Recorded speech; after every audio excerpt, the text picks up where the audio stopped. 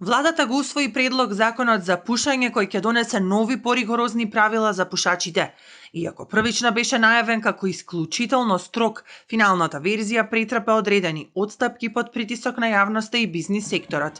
Наместо првичната идеја за тераси отворени од 3 страни, донесено е решение да бидат отворени од 2 страни. Ова правило ќе почне да важи за 1 година од сега. Владата се откаже и од првичната замисла целосно да го забрани увозот на сите ароматизирани вкусови за електронски уреди. Законот нема да ги забрани производството, увозот, извозот или продажбата на тутунски производи и електронски уреди, туку строго ќе ја регулира нивната употреба. Новиот закон става силен акцент на заштитата на јавното здравје, преку целосна и строга забрана за пушење во сите затворени јавни и деловни простори.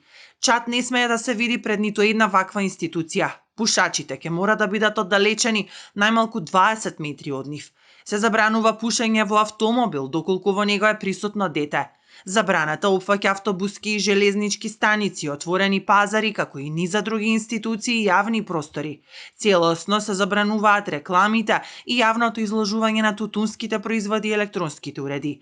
Граѓаните имаат поделени мислења околу реалниот бенефит и справедливоста на овој закон на терен, но генерално постои широка поддршка за воведување мерки кои ќе придонесат за намалување на пушењето. Јас се согласувам, ова е пред Во Австралија е донесено овој закон пред 20 години и се почна. Не се пуши ни во кафани, ни во ресторани, ни во пред болници, пред влезни врати.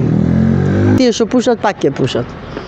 Тие што не пушат, јас сум антипушач, нешто не виден, ама маш ми пуши, не знаете по колку, па ништо не можам да направам. Ништо не ги сопират пушачите, да знаете.